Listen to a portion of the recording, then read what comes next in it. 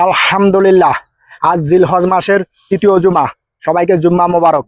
যেহেতু জুম্মা মোবারক পেয়ে গিয়েছি, আল্লাহ তাআলা হায়াতের ভিতরে বরকত দান করেছেন।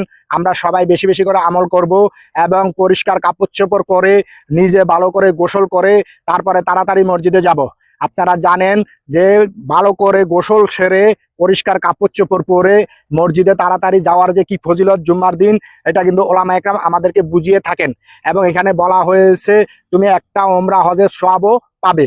এবং এখানে আরো কথা বলা হয়েছে যে এটা গরিবের হজের দিন। যেহেতু গরিবের হজের দিন, আল্লাহ রসুল সাল্লাল্লাহু আলাইহি ওয়াসাল্লাম বলেছে আমরা বেশি বেশি করে আমল করব। এবং যে হজের দিন আমরা হজে কি কি কাজ করতে হয় সেটা আমরা সবাই জানি। তো জুমার দিন আমাদের সেই কাজগুলা করতে হবে, কারণ ওই হজে গিয়ে যেই কাজ সেই কাজ নয়, জুমার দিনের যেই কাজ এই কাজগুলো আমরা যদি আদায় করতে পারি, এই আমলগুলো যদি করতে পারি, তাহলে আমরা হজের সব অবশ্যই পাবো। তো বেশি বেশি করে সূরা কাহাফ তেলাওয়াত করবেন। সূরা কাহাফ তেলাওয়াত করলে দাজ্জালের ফিতনা থেকে বাইসা থাকবেন, কারণ এই শুক্রবারে বেশি বেশি সূরা কাহাফ তেলাওয়াত করার কথা বলা আছে। আমার ইউটিউব চ্যানেলে সূরা কাহাফ আপলোড করা আছে, আপনারা ওখানে গিয়ে যদি তেলাওয়াত করতে পারেন করবেন, না হয় ওখান থেকে শুনবেন।